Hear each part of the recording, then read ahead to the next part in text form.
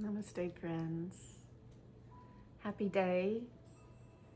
Today's a day off for me, and I still wanted to come on because after about 45 minutes of meditation, I felt this urge to share something that brought me into a space of light that I think all of us enjoy being in. And whether or not you're accustomed to bringing yourself into that space, we can enjoy it for a few moments together. And the thought is that we're all going to have dark thoughts. I should speak for myself. I have dark thoughts. Not all of the time do I feel optimistic or even hopeful. Most of the time, but not all the time. And allowing the other side in is important as long as it's not dangerous to us. If we're at a point of depression where it gets dangerous and we want to harm, then we immediately seek help. But for most of us that have decent lives and do decent things and sometimes extraordinary things and have extraordinary moments, what about the dark moments?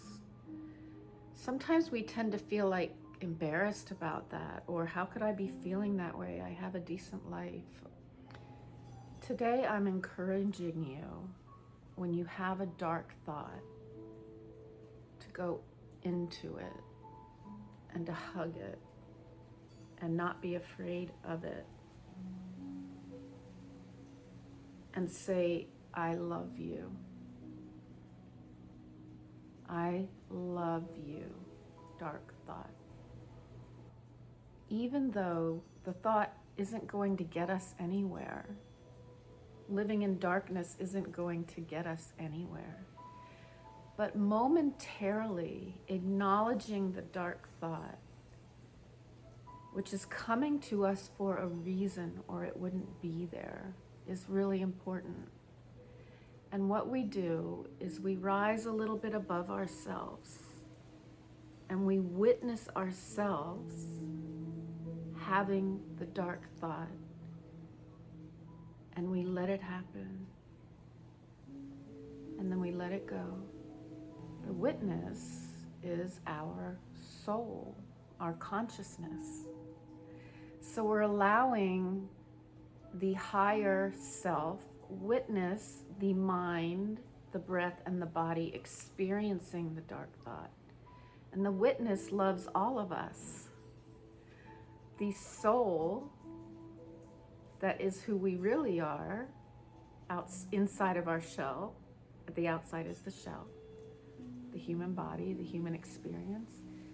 And so when we let our higher self look down at the human self and have total compassion, it brings us into a sense of oneness where there isn't a good and a bad, and there isn't shame, and there isn't worthlessness or underachieving or losing hope.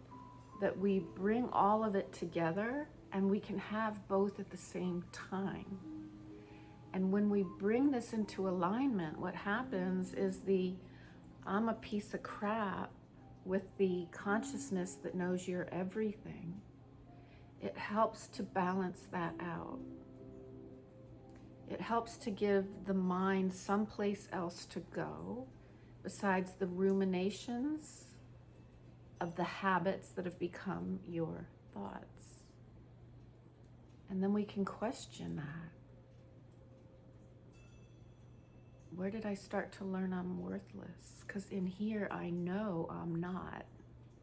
The soul part of us, which we've covered up by allowing too much emphasis on the mind and thinking. The soul part of us knows everything, and that's what we want to tap into. It's not that it knows everyone. It's that it knows everything.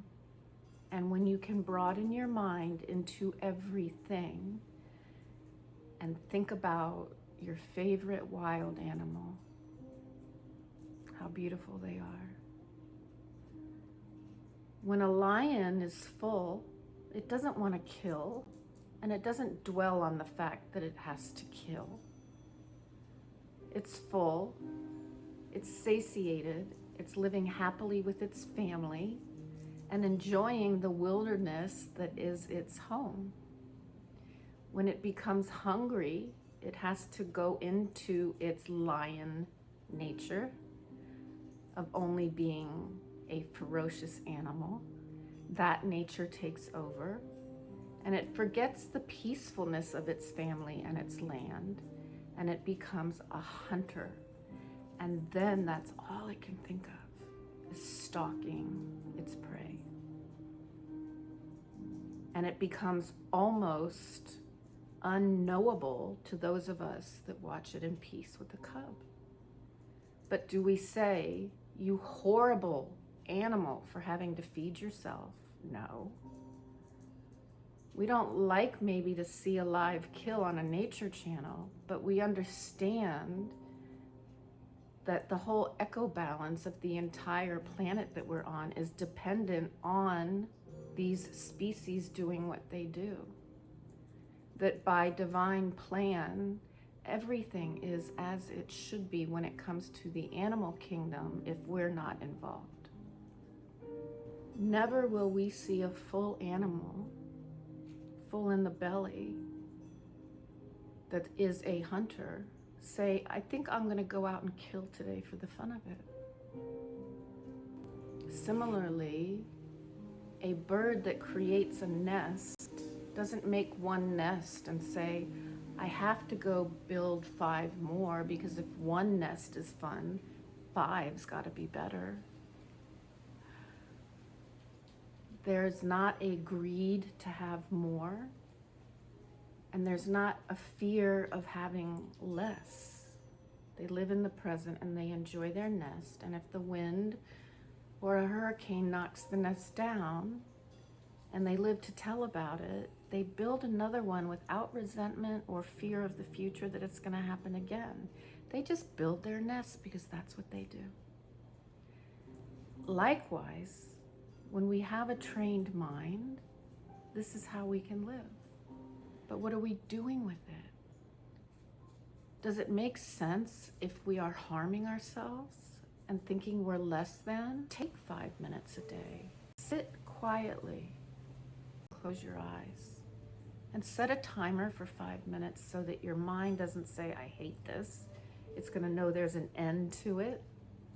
So it will allow you with some form of ease to do this. And just sit there and get curious. What does my perfect life look like? Get curious. Yes, we have to plan for the future, but we don't need to live in our past. In this moment, I have total free choice. In this moment, I can choose my world.